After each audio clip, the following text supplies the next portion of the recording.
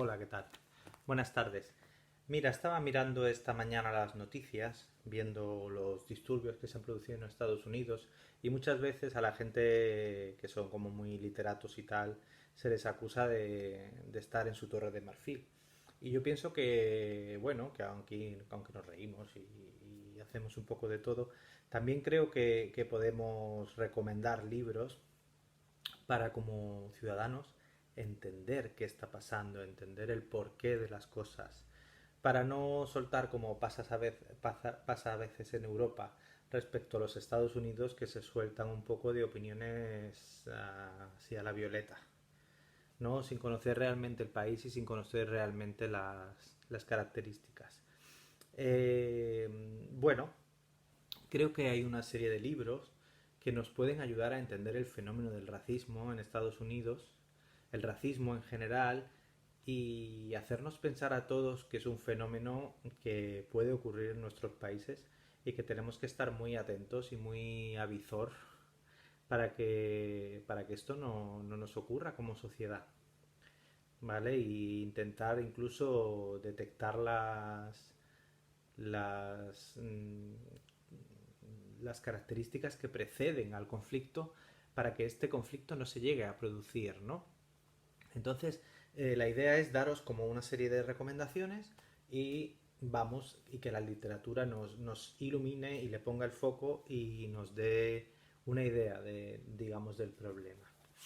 Yo he pensado que hablando de los disturbios en Estados Unidos, podemos empezar a hablar de uno de los libros capitales de la cultura afroamericana en Estados Unidos, que no es otro que Yo sé por qué canta el pájaro enjaulado. Ya como título ya te hace una idea maravillosa de que es un relato desde la emoción, desde la profundidad de Maya Angelou. Maya Angelou es una memorialista, es una poeta, activista por los derechos de los negros en Estados Unidos. En Yo sé por qué canta el pájaro enjaulado, pues nos cuenta su propia historia y las tribulaciones, los problemas, los obstáculos que ella encuentra en su infancia y adolescencia, ese racismo residual, ese puede ser lo que quieras, pero en realidad no puede ser lo que quieras, que es una de las claves del problema, y ella lo cuenta con una sensibilidad que noqueó toda una nación y que colocó este libro como una especie de Biblia afroamericana, ¿no?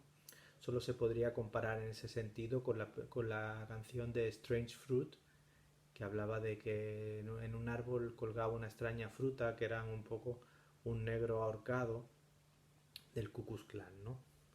Entonces, ese tipo de metáforas, el pájaro enjaulado, la fruta extraña, son como metáforas que dan cuenta de la crueldad, de que solo a través de hacerlo todo muy lírico pueden llegar a soportar la realidad de haber crecido en un entorno racista, ¿no? Sobre todo de, digamos, los antiguos estados esclavistas, ¿no?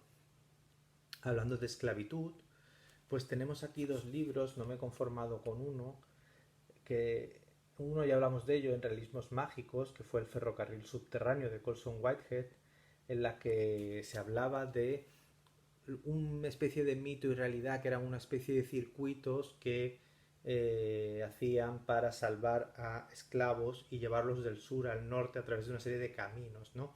En el caso de la novela de Colson Whitehead lo que hace es crear un tren subterráneo en una época donde eso no existía, de tal manera que coloca, digamos, de nuevo la lírica, el realismo, la fantasía para poder soportar la realidad, porque es demasiado dura a un nivel literario. No nos gusta leer libros que sean excesivamente crudos ni excesivamente duros porque no lo soportaríamos. Entonces, el ferrocarril subterráneo habla con una visión de hoy a través de la fantasía, de la crudeza de la esclavitud. Por otra parte, hablando de la crudeza de la esclavitud, pero contada de la única manera que se puede contar en primera persona, tenemos 12 años de esclavitud de Solomon Northup. Solomon Northup era un señor que vivía en el norte, los estados del norte no eran esclavistas, los estados del sur algodoneros eran esclavistas, Entonces, un buen día este periodista pues lo secuestran cuando va a una entrevista de trabajo y lo llevan al sur, noqueado, narcotizado. Cuando se despierta en el sur lo venden como esclavo. A partir de una serie de peripecias terroríficas en diferentes plantaciones, pues logra escapar 12 años después, ¿no? Y volver al norte a través de una experiencia en la que alguien se apiada de él, ¿no? Entonces es un testimonio demoledor, lleno de crudeza, de rabia y de, bueno, de información real en el tiempo real de lo que fue la esclavitud, ¿no? La esclavitud, que no olvidemos que hace un siglo y algo de la esclavitud, ¿no? Eso ha provocado que el colectivo afroamericano avance, pero no tanto como debería. Vale. Aparte he pensado, digo, bueno, vamos a hablar de la esclavitud, de cómo es crecer en un Estados Unidos en el que estaban pasando, bueno, no donde había hasta los años 50 60 había baños, ¿no? Lo de Rosa Parks, del autobús, o sea, no hace tanto, estamos hablando de 1950 60 Selma, Martin Luther King, Malcolm X. Entonces hay una serie de libros, digamos actualmente, que ya hablan de la experiencia de la doble discriminación, no solo ser negro o afroamericano en un país con una mayoría blanca, digamos, o con una cultura, estructura de poder blanca, sino que es ser negra mujer. Y esto ha dado mucha literatura porque gracias a Dios esta otra mitad del mundo, que es la mujer, pues no tenía copado todos los altavoces suficientes como para mostrar también su realidad. La realidad siempre había sido a través de la experiencia de señores. Entonces, ha dado de por sí, es una literatura testimonial súper interesante. Yo he escogido tres libros a modo de ejemplo, hay muchos más, ¿vale? Por una parte, he escogido Ser negra en España, para que no pensemos que esto del racismo es una cosa americana, de gente bestia y tal.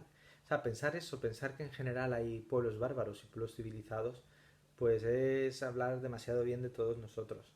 Entonces, en Ser negra en España, lo voy a poner aquí, porque no es muy conocida a día de hoy, es de Siré Vela Lobede. Vale, es una novela que ha sacado, es una chica española que en su origen era guineana, de Guinea Ecuatorial, colonia española hasta los años 60, y habla de su propia experiencia en España con estos microracismos, digamos, o maxirracismos en algunos casos. Entonces es una buena oportunidad primero para no creer que nosotros somos mejores, simplemente no hemos tenido ocasión de demostrar si se es racista o no se es racista. Yo me acuerdo una vez, yo estuve en Estados Unidos un verano, eso es una cosa personal, entonces yo me acuerdo que tenía compañeros afroamericanos y hasta que llegué allí, a la gente me preguntaba, ¿pero tú eres racista? Y tú dices, pues mira, la verdad es que yo creo que no. Pero solo cuando estás allí, cuando tienes la oportunidad, ves hasta qué punto hay construcciones mentales que tenemos que superar, ¿no? Pues de esto va a Ser negra en España, de no pensar que esto es un fenómeno extranjero. Por otra parte, Bernardina Evaristo es una persona que ha quedado finalista, una escritora que ha quedado finalista del Booker y lo ha ganado execuo con Margaret Atwood, nada menos. Y en Niña, Mujer, Otras, que acaba de salir ahora mismo, trata de 12 voces de mujeres negras, en este caso inglesas. Bueno, es una novela un poco más experimental, a lo Cela en Oficios de Tinieblas 5, sin puntos, sin comas, sin mayúsculas. Para, digamos, este tipo de libros lo que hace es como intentar que la emoción salga todo el rato a borbotones, ¿no? Y por último, pero no menos importante, es un libro bastante vendido, que es Americana, de Chimamanda Ngozi Adichie, que es una nigeriana que trata sobre una chica de origen nigeriano que estudia en Estados Unidos y comenta que hasta que llega a Estados Unidos no se siente negra y no siente que hay una diferencia, ¿no? Entonces es una novela entre dos mundos, es una novela de iniciación de una estudiante universitaria africana en Estados Unidos. Y cómo la racialidad, el hecho de ser negra, conforma y le marca un camino y no otro, ¿no? Es una autora muy interesante y que va a dar que hablar porque está como muy encaminada a ser la persona de ganar premios. También es interesante siempre leer literaturas no mayoritarias y sin duda Chimamanda Ngozi Adichie es una de ellas. Por otra parte, a modo de recomendaciones rápidas, pues os diría El prohibido nacer de Trevor Noah, que es un stand-up comedian de Estados Unidos, de origen sudafricano, y trata sobre, pues eso, sobre su experiencia como hijo mestizo o mulato. Por otra parte, no nos olvidemos de Yale Baldwin, tan mal traducido, ¿vale? Que tenemos aquí en Notas de un hijo nativo, pues su experiencia como afroamericano, ¿no? No olvidemos, como dijimos en otros vídeos, que James Baldwin pues tenía triple discriminación, ¿no? Era negro, homosexual y digamos se dedicaba a la cultura, casi nada. James Baldwin, un grande, poco traducido y poco editado en español. Y por último, he puesto algo que era un poco la literatura anterior de los negros, escrita por blancos, para negros. De tal manera que había una especie de disculpa generalizada, pero faltaba un poco el enfoque interior, que sería Matar a un ruiseñor de Harper Lee, una señora blanca que habla sobre un caso de racismo, pero para al final hablar del racismo en general y no del racismo contra los negros.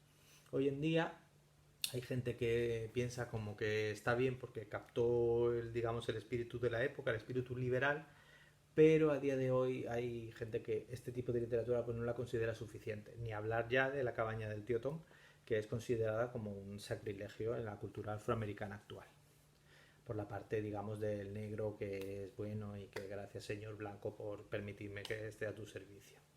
Bueno, pues espero haberos dado, es un poco largo, pero espero haberos dado un poco por encima lo que yo pienso que los libros nos van informando y nos permiten por lo menos interpretar la realidad. Así que muchas gracias, felices lecturas y seguimos. Y la siguiente, pues creo que hablaremos de rupturas matrimoniales. Así que bueno, si os apetece, si os ve de gust, como dicen en catalán, pues nos vemos la semana que viene. Un besito y felices lecturas.